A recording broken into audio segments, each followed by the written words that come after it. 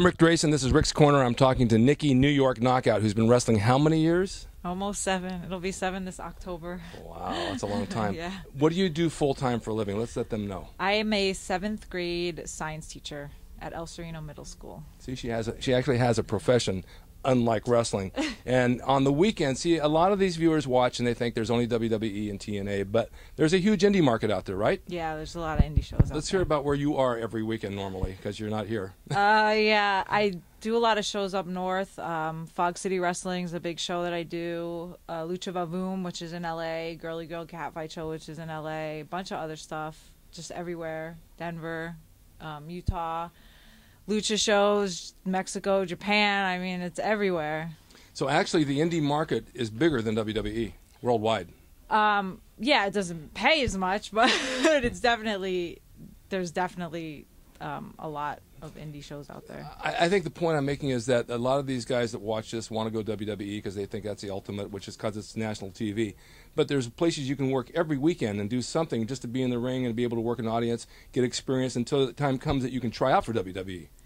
Yeah, sometimes people think that they can just come to training for a month or two and then just make it, but it's a lot of quote-unquote paying your dues and knowing how to act in the locker room and knowing how to train and learning from everybody around you and all different trainers and schools and meeting new people and networking. That's what it's used for. Right. The other thing is, and we talk about this a lot, is being in shape. Yes. You just came back from FCW. Yeah, just visiting a friend, though. All right, but tell them that the quality of the guys that are trying out and the girls for wrestling, what kind of shape they're in.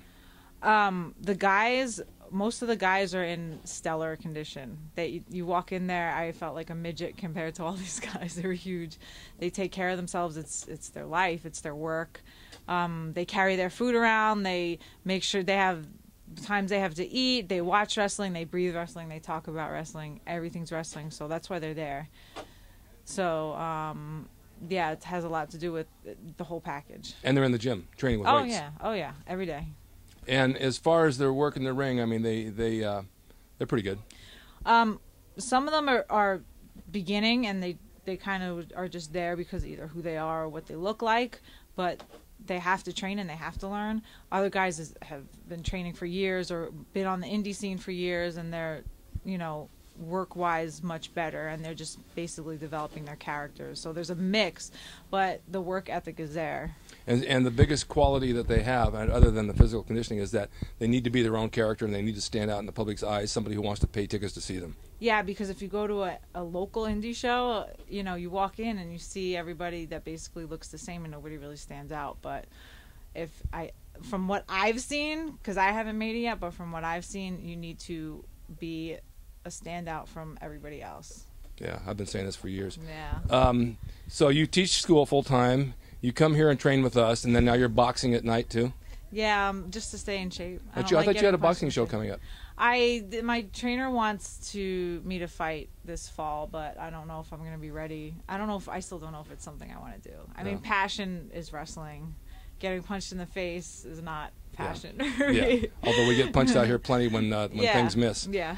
And so as far as your plans next year with wrestling, do you have any plans to go even farther? I'm trying to, give it my all this year and just to push things and to get my name out there. Hopefully, with Glow and Wrestlicious, my name will be out there a little bit more because that's what they look for as well. They look for, you as in the public eye. And anything I can do, anything I could try for, I think this is my year. I'm just going to go all out. Yeah, well, we've been doing a lot of TV here, for one. We've done a lot of national stuff that she's been on every one of them. We did a TV pilot called Full Nelson that she's on, and she gets her name out there every week in Indy, so people know who New York Knockout is. When the time comes and she tries out for WWE, I think she's good enough right now, to be honest with you. She's got the whole package.